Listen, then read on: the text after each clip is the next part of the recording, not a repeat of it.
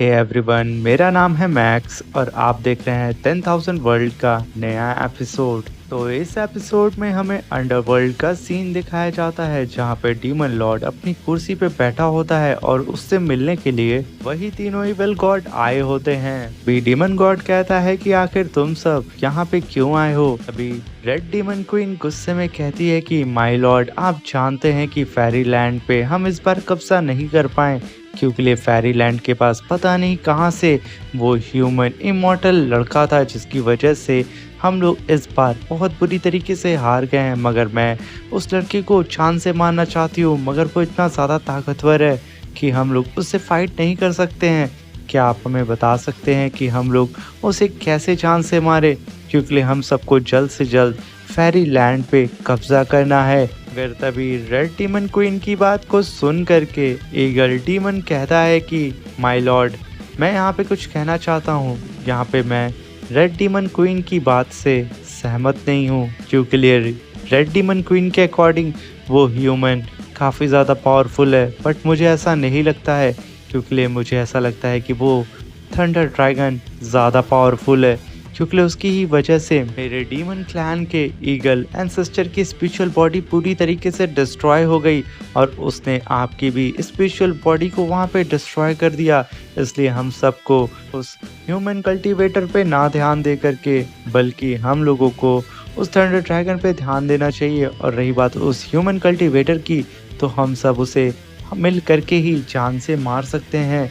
मगर उस thunder dragon की जहाँ तक बात है, उसे हैंडल करने के लिए आपको ही आना पड़ेगा। दोनों डीमन गॉड की बात को सुन करके तभी डीमन लॉर्ड कहता है कि क्या अब कोई और भी यहाँ पे कुछ कहना चाहता है तो कह सकता है, मैं यहाँ सुनने के लिए बैठा हुआ हूँ। तभी वहाँ पे वुल्फ डीमन किंग बोलता है कि मास्टर, ये लोग यहाँ पे गलत हैं, क्योंकि मुझे ऐसा लगता है कि उस लड़की के पास अगर वो थंडर गॉड है तो ज़रूर वो लड़का भी बहुत ज़्यादा पावरफुल होगा। तो क्या पता वो ह्यूमन कल्टीवेटर अपनी सोल सी में और क्या क्या मिस्ट्री को छुपा करके रखा हुआ है। रही बात उस थंडर ड्रैगन की, तो लीजेंड के हिसाब से वो हम डीमंस, ह्यूमन कल्टीवेटर और सेंट और गॉड से भी ज़्यादा पावरफुल है। उसको तो यहाँ तक कि इन हेड गॉड कहा जाता है। ये सारी बातें सुन करके रेड डीमन क्वीन को और भी ज़्यादा गुस्सा आने लगता है। मगर तभी डीमन लॉर्ड उन सबको शांत करता है और कहता है कि तुम लोगों को यहाँ पे जो जो कहना था वो सब कह लिए हो, मगर अब तुम सब मेरी बात सुनो। एक बार जब मुझे मेरी रियल बॉडी मिल जाएगी और मैं फेरी लैंड पे कदम रख सकूँगा, तो वो दिन फेरी लैंड का खात्मा होगा और मैं पूरे के पूरे वर्ल्ड में कब्जा कर लूँगा। मगर उससे पहले मैंने यहाँ पे जितने भी ह्यूमंस को पकड़ के रखा हुआ है, उन सारे ह्यूमंस को उस सेक्रीफाइस सेरेमनी के पास लेकर के आओ और ये जिम्मेदारी तुम्हारी रेड क्वीन है। ये कह करके वो रेड क्वीन की ओर देखने लगता है और कहता है कि हमें कैसे भी करके उस सेक्रीफाइस सेरेमनी को स्टार्ट करना होगा और उस गॉड सील को कैसे भी करके ह्यूमन के जरिए हमें खत्म करना होगा, क्योंकि हम डीमंस उसे कभी भी खत्म नहीं कर सकते हैं, क्योंकि उस सील को गॉड ने सेट किया है। तो गॉड के अकॉर्डिंग कोई भी डीमन उस सील को टच नहीं कर सकता है। इसलिए जल्द से जल्द जाओ और सेक्रीफाइस सेरेमनी को स्टार्ट करो कि मैं अपनी रियल बॉडी को अचीव कर सकूं और हम सब के सब फेरी लैंड में अटैक कर देंगे और फेरी लैंड के साथ साथ पूरे वर्ल्ड पे हमारा कब्जा होगा। ये सुन करके वो तीनों डीमन गॉड खुश हो जाते हैं और तभी डीमन लॉर्ड उन सबको वहां से जाने के लिए बोलता है और कहता है कि जाकर के तुम सब के सब इस सेक्रीफाइस सेरेमनी को स्टार्ट करने की तैयारी करो और इस सेक्रीफाइस सेरेमनी की सारी जिम्मेदारी मैं रेड डीमन क्वीन मैं तुम्हें देता हूँ। ये सुनकर के वो एकदम खुश हो जाती है और मास्टर को ग्रीट करके कहती है कि मास्टर, मैं आपको यहाँ पे निराश बिल्कुल भी नहीं करूँगी। और तभी हम देखते हैं कि दो डीमन बुल डीमन लॉर्ड के प्रिज्म में आए होते हैं, जहाँ पे सारे ह्यूमंस को कैद करके रखा गया था।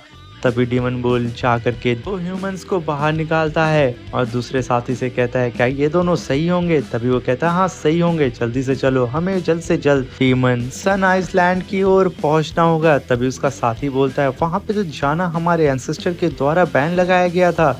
ये सुन करके उसका साथी बोलता है, बैन लगाया गया था, मगर हमारे डीमन लॉर्ड आज इन ह्यूमंस की बलि दे करके उस सेक्रीफाइस सेरेमनी को स्टार्ट करेंगे, जिससे वो सील वहाँ पे ब्रेक हो जाएगी और हम सब के सब उस फेरी लैंड पे धावा बोल देंगे और इस पूरे वर्ल्ड में हमारा राज होगा। ये कहते हुए वो लोग बहुत ही तेज़ी से उस सन डीमन लैंड की ओर बढ़ रहे होते हैं। तभी हमें वो सैक्रिफाइस सेरेमनी की जगह दिखाई जाती है, जहाँ पे गॉड के द्वारा लगाई गई वो सील आसमान में फ्लोट कर रही होती है और इसी सील की वजह से इस आइलैंड का नाम डीमन सन आइलैंड होता है। तभी वहाँ पे वो दोनों बुल भी पोर्टल के जरिए वो दोनों ह्यूमंस को लेकर के वहाँ पे आ जाते हैं, जिसे देख करके डीमन लॉर्ड एकदम खुश हो जाता है और रेड डीमन क्वीन से कहता है कि इस सेरेमनी को जल्दी से जल्दी स्टार्ट करो। तभी रेड डीमन क्वीन उस गॉड सील के ऊपर अटैक करने के लिए खुद ही चली जाती है और वो चेक करना चाहती थी कि ये गॉड सील अभी भी उतनी पावरफुल है या नहीं। और वो जैसे ही अटैक करती है वो सील उसके ऊपर बैकफायर कर देती है, जिसकी वजह से वो खुद को बचाने के लिए अपने सामने तुरंत शील्ड बना लेती है। अगर ये अटैक इसे लगता तो ये जल करके राख हो जाती, जिसे देख करके डीमन लॉर्ड कहता है कि इन ह्यूमंस को तैयार करो और उन सील को तोड़ने के लिए उन्हें आगे भेजो।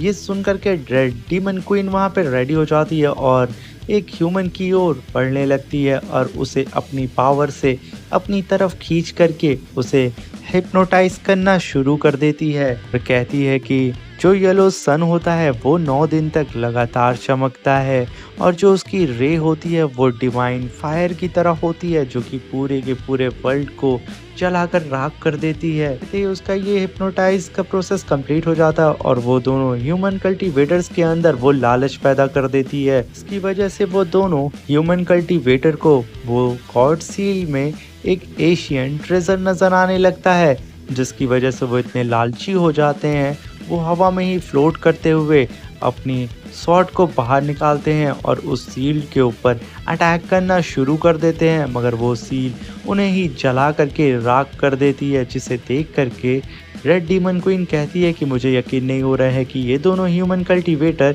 इतने ज़्यादा वीक थे, और वो उनके दोनों स्वॉर्ड को अपने पास बुला करके रख लेती है। और तभी डीमन लॉर्ड उससे कहता है कि जा करके दूसरे ह्यूमन को लेकर के आओ, क्योंकि मुझे आज कैसे भी करके इस सील को तोड़ना है। ये आदेश सुनते ही रेड डीमन क्वीन तुरंत वहां से चली जाती है, क्योंकि उसे जल्द से जल्द एक और ह्यूमन को लेकर के आना था और वो वहां से एक और पावरफुल ह्यूमन गर्ल को लेकर के आती है। यहाँ डीमन लॉर्ड को ये लगता है कि शायद ये लड़की उस सील को तोड़ सकती है। Demon Lord red demon queen से तुरंत उसको उस गॉड सील को तोड़ने के लिए भेज देता है। वो लड़की जैसे अपनी स्वॉर्ड को लेकर के उस सील को तोड़ने की कोशिश कर रही होती है, मगर वो भी जल करके वहां राख हो जाती है। ये देख करके डीमन लॉर्ड कहता है कि क्या हमारे पास कोई भी ऐसा ह्यूमन कल्टीवेटर नहीं है जो कि इतना पावरफुल हो कि इस गॉड सील को तोड़ सके।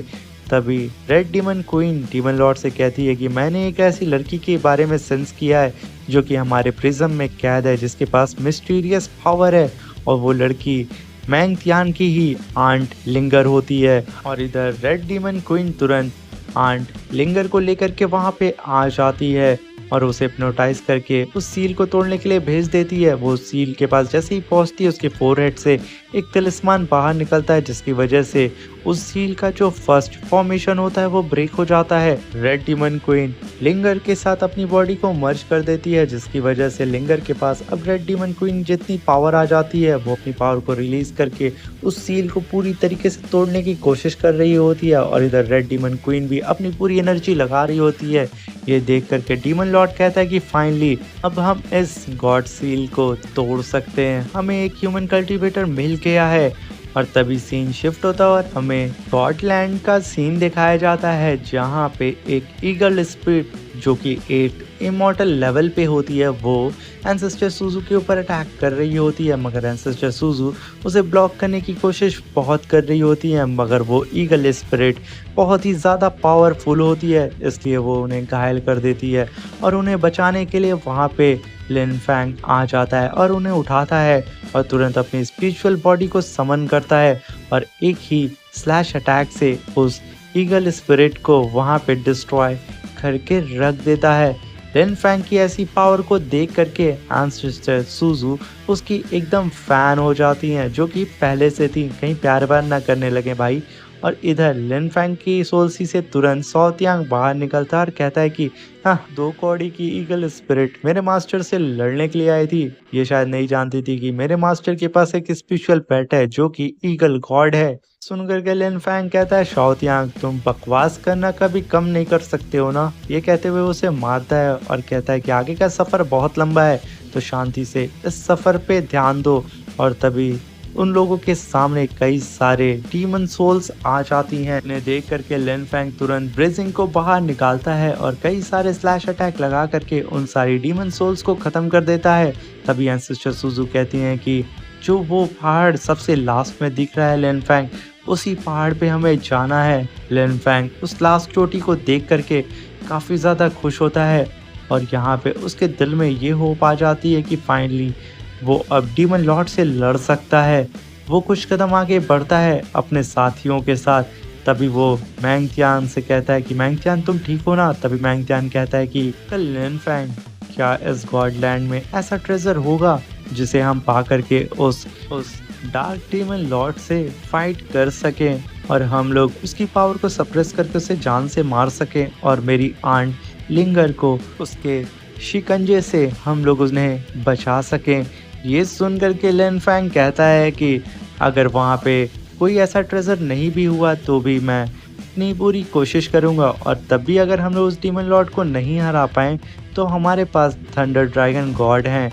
ये सुनते ही थंडर ड्रैगन गॉड बेचारा लिन फैंग की सोल सी में खांसना शुरू कर देता है और कहता है कि क्या ये गधे हमेशा मुझ पे ही निर्भर रहेंगे। मैंने बहुत बड़ी बेवकूफ़ी कर दी इन गधों को अपनी पावर दिखा करके। मुझे कैसे भी करके इन लोगों के सामने अब कम पावरफुल बनने का नाटक करना होगा, वरना ये लोग हर मुसीबत में मुझे ही बाहर निकालेंगे और मुझ पर ही निर्भर हो जाएंगे और खुद से ये लोग कभी फाइट ही नहीं करेंगे। ये सोच करके थंडर ड्रैगन कहते हैं कि अब मुझे यहाँ पे बीमार होने का या कमजोर होने का दिखावा करना होगा। और यहीं पे हमारा ये एपिसोड खत्म हो जाता है। और भाइयों, अगर आप चाहते हैं कि मैं इस सीरीज को कंटिन्यू करूं तो कमेंट बॉक्स में ज़रूर बताइएगा। मैं आपके कमेंट के स्क्रीनशॉट को लेकर के इसके नेक्स्ट एपिसोड में उसका रिप्लाई भी ज़रूर करूंगा। और इस सीरीज से रिलेटेड आप कोई भी इंक्वायरी चाहते हैं तो भी मुझसे कमेंट बॉक्स में पूछ सकते हैं।